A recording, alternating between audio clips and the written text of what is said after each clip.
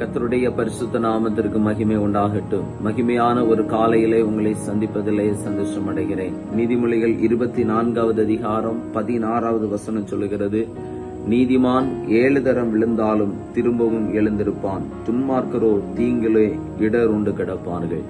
நீதிமான் 7 தரம் விழுந்தாலும் மறுபடியும் எழுந்திருப்பான். கர்த்தர் தம்முடைய பிள்ளைகளை எந்த சூழ்நிலையிலும் ஆண்டவர் அப்படியே அமிழ்ந்து போக அனுமதிக்கிற தேவன் அல்ல, அவர் தூக்கி நிலைநிறுத்தக்கூடிய ஒரு ஆண்டவர் என்பதை இந்த வசனத்திலிருந்து நாம் பார்க்கிறோம். நம்முடைய வாழ்க்கையிலும் கர்த்தருடைய பிள்ளைகள் நீதிமான்களுடைய வாழ்க்கையிலும் சில இடறுதல்கள் வரும். ஆனாலும் கர்த்தர் அப்படியே இடறி போய் அவர்கள் அமிழ்ந்து போக தேவன் அனுமதிக்க மாட்டார். கரம் பிடித்து அவர்களை தூக்கி நிறுத்த வல்லமை உள்ளவர்.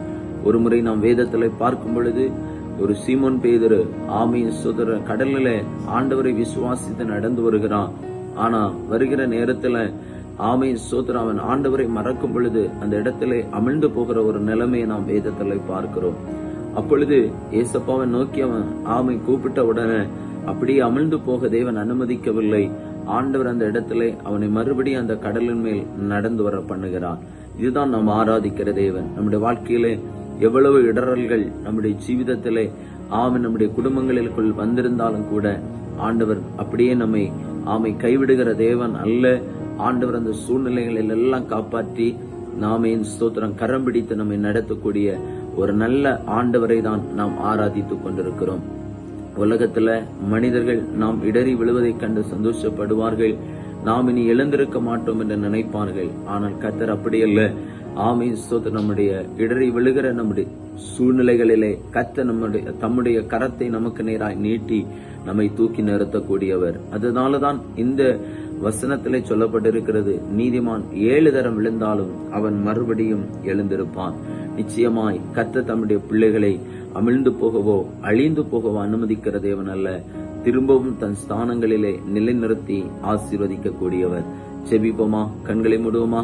எங்களை அளவுக்கு அதிகமா நேசிக்கிற எங்கள் அன்பின் பரலோக பிதாவே, உமக்கு நன்றி செலுத்துகிறேன். நீதிமான் 7 தரம் விழுந்தாலும் அவன் மறுபடியும் எழுந்திருப்பான் என்று சொன்னீரே அப்பா. நீர் எங்களை விட்டு விலகிற தேவன் அல்ல, எங்களை கைவிடுகிற தேவன் அல்ல என்பதை இந்த வசனத்திலிருந்து நாங்கள் புரிந்து கொள்கிறோம்ப்பா. எங்க வாழ்க்கையில் எவ்வளவோ வேதனைகள், துக்கங்கள் ஜீவிதத்துல வந்த போதும் ஆண்டவர் நீர் கைவிடவில்லை. எல்லா சூழ்நிலையிலும் கர்த்தர் எங்களோடு கூட இருந்து எங்களை நடத்தி வந்தீங்க. இந்த நல்ல தேவன் தொடர்ந்தும் எங்களை நடத்துங்கப்பா. இந்த நாளிலும் உடைய பிள்ளைகளுக்கு சகல நன்மைகளையும் ஆசீர்வாதங்களையும் கொடுத்து ஒரு குறைவில்லாதபடி கர்த்தர் நிறைவாய் தம்முடைய பிள்ளைகளை நடத்துவீராக. ஆசீர்வதிங்க. இயேசுவின் நாமத்தில் தருகிறோம் நல்ல பிதாவே.